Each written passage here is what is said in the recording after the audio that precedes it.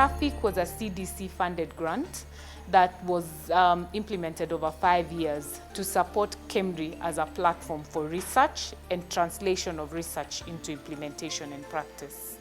Its main purpose was to strengthen public health and also surveillance for most common diseases, that is HIV, tuberculosis, and also to improve treatment generally. It was a project that was funding programs that were being implemented jointly by CDC and KEMRI, and UMB role was to ensure that the programs or objectives are met. Secondly, the financial objectives are met in line with the funder rules and requirements. The TAPHIK award paid for what we call the core, and it was essentially the laboratory staff, the BSL-3 certification, our SANUS, ISO 15189 accreditation, EQA panels, and some limited supplies. And so through TAPHIK, we've been able to get support in terms of procurement of supplies and reagents that we need for these clinical trials, and also in terms of procurement of a number of equipment and analyzers that we actually need as a lab to support the activities. It has also supported the implementation of clinical trials within the lab, and also Ministry of Health lab to do remote logging for specimen and sample networking. I think it has built on the strength of the lab. As an ISO accredited lab, we're required to meet certain standards. I think that's a plus from TAPHIK. Providing resources that were needed to buy reagents that are required to conduct the various tests that are supposed to be carried out. Where necessary, equipment that either were not available at the time or maintenance were lacking and servicing. TAPHIK provided training for staff.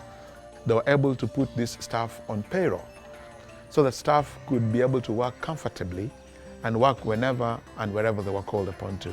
But they actually made it very easy in terms of procuring for us whatever we wanted to ensure that we carry out our scientific work.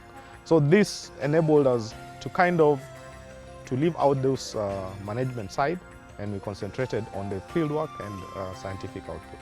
One other milestone is support for telephonic interview instead of face-to-face interview during the COVID pandemic. And this has ensured efficiency for health demographic surveillance during collection of morbidity, mortality, and fertility data, including migration. The other major success, I would say, for the TAPHIK program is the implementation of paper solutions for case-based surveillance that was rolled out in Migori County and was actually the first ever in Kenya, because most other case-based surveillance systems had been done through EMR or electronic medical record platform. Through TAPHIK and NASCO, we managed to do a feasibility pilot of whether it was easy to do HIV case-based surveillance system, and that has currently informed the guideline for case-based surveillance in Kenya.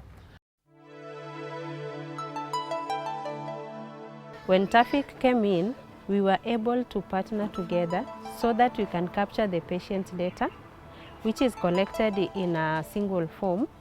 Then it's recorded in a flow of and a sequence of the sentinel events that made it easier for the data to be captured at our level, county level, and the country level.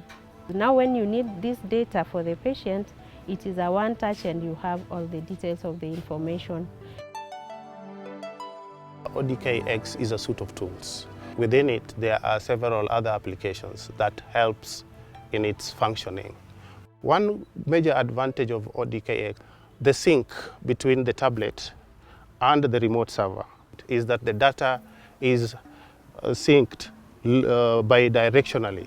So what is in the server goes to the tablet, and what is in the tablet comes back to the server. The moment the data is in electronic format, it actually guides in decision support, which would actually involve allocation of resources, allocation of commodities, and also for support supervision by the county teams.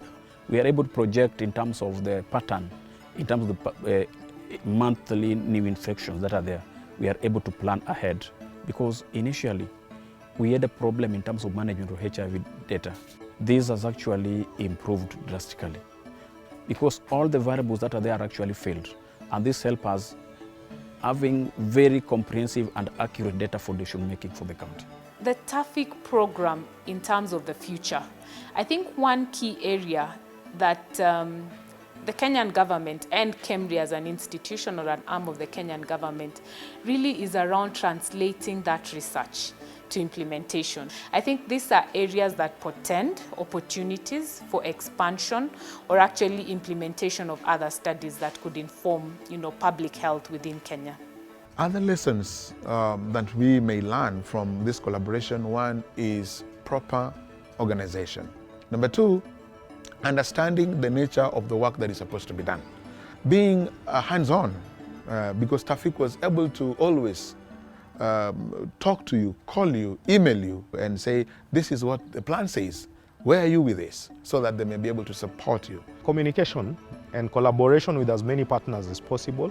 And it's very important because, one, if you're just a single organization, you think you're always right. But then once you get different opinions and different input from different organizations, they make your work much stronger. So that's one of the things we've learned, in collaboration with the CDC, TAPHIK, and us as KEMRI.